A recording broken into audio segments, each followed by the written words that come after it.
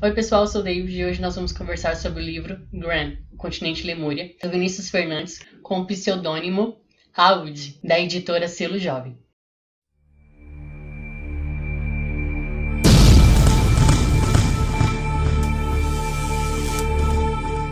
Primeiramente eu queria falar do cenário. Eu tentei fazer alguma coisa referente ao mês do horror e eu espero que vocês tenham gostado. Se alguma coisa cair, me desculpem, eu vou tentar, se não for muito grave, aí eu tento continuar o vídeo mesmo assim. Mas antes de conversarmos sobre o livro, eu vou falar primeiro do Vinícius. O Vinícius ele escreve desde os 12 anos de idade. E nesse período que ele estava desenvolvendo a escrita dele, ele chegou a escrever 3 livros, que seriam uma série, só que esses livros não foram publicados. E a sua primeira publicação foi justamente Gran, o Continente Lemúria. O Vinícius é formado em tradução e interpretação.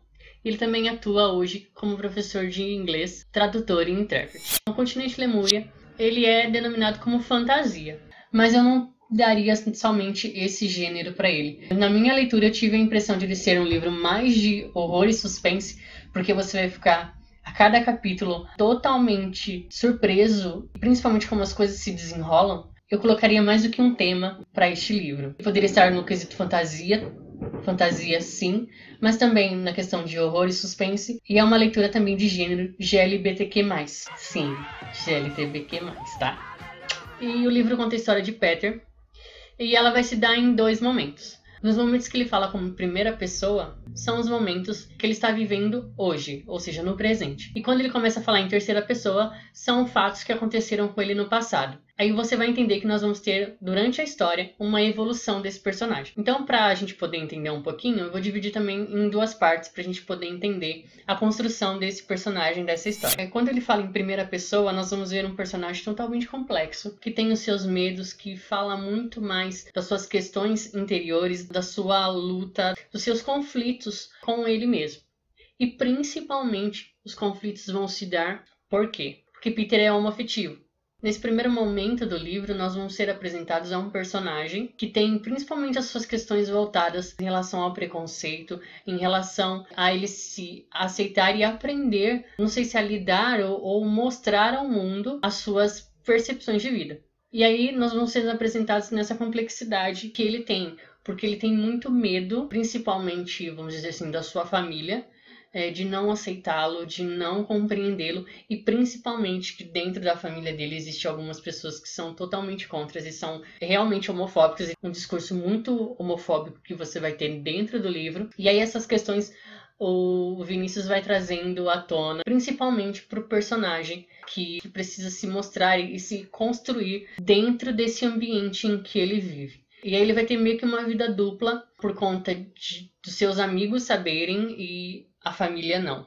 Eu achei muito interessante essa questão do tema abordado, principalmente das questões em que ele interioriza, que ele precisa falar e analisar sobre, e principalmente hoje, no cenário que nós estamos vivendo, eu achei muito legal falar sobre esse assunto. E principalmente, todos os questionamentos e o que Peter passou, me fez lembrar também as questões que eu passei, referente principalmente não só à aceitação, mas de você saber se impor no sentido de respeito e no sentido do seu lugar no mundo. Eu achei engraçado que as mesmas questões e lutas interiores que eu tive, o personagem também me fez pensar e me fez reviver as questões que eu pensava e que hoje eu olho para trás e vejo que foi o melhor passo que eu já dei. Nessa parte dessa fase da vida dele, nós vamos ver também um romance que ele acaba vivendo com o Jordan. Eles têm um amigo em comum. A segunda parte que você vai ter do livro é quando realmente o livro vai entrar na questão do tema e a fantasia que vai girar em torno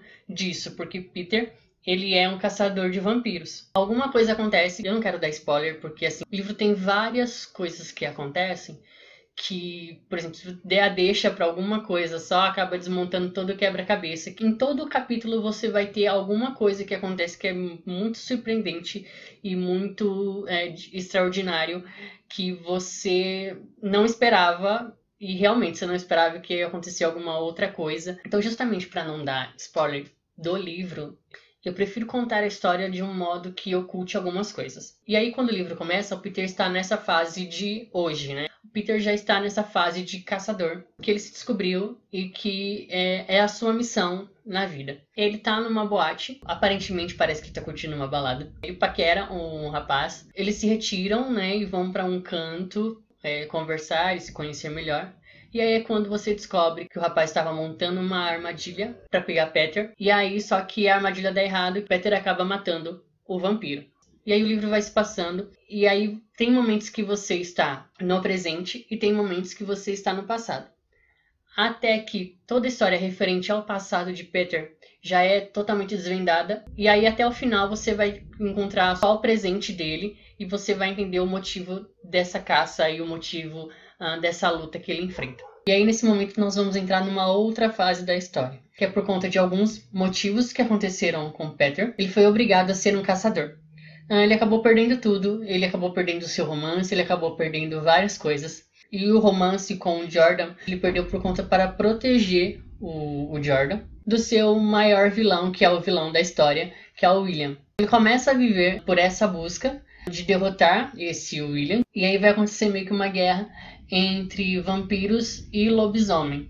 Peter acaba de alguma forma sendo chantageado por William, e aí o William vai querer usar Peter para poder começar uma guerra que existe há muito tempo entre lobisomens e vampiros. Só que os planos de William também não dão muito certo. Peter acaba conhecendo o John, que é o chefe dos lobisomens, vamos dizer assim. E aí esse livro basicamente é isso, é essa história desta guerra que está acontecendo. E aí você percebe o quanto Peter evoluiu, no sentido principalmente de se impor, não só na sua questão da orientação sexual, mas sim de ele se posicionar referente à vida, e principalmente o que lhe faltava coragem ele acaba tendo para muitas coisas que vão acontecer. Então deixo com vocês Graham, Continente Lemúria. Para você que gosta de histórias com vampiros, lobisomens, quase um crepúsculo GLBT que nós vamos ter aqui. A história é muito boa, porque o Vinícius consegue te trazer para a história. A escrita dele é muito boa e bem desenvolvida e bem fluida.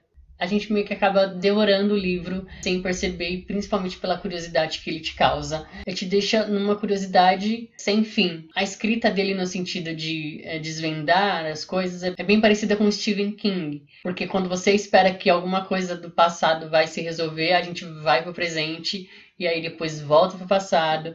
E essa costura, como o King também faz nas suas histórias, eu achei muito interessante a escrita do Wood. É um livro que não só vai contar uma boa história, mas também vai trazer algumas questões, principalmente voltadas ao mundo homoafetivo e as suas complexidades, principalmente para quem vive e sabe e entende o desafio de se impor, principalmente nos dias de hoje. Espero que vocês tenham gostado. Eu vou deixar aqui embaixo onde você pode conseguir a compra do livro, que é pela editora Selo Jovem. Eu vou ficando por aqui. Espero que vocês tenham gostado. Um abraço. Tchau, tchau.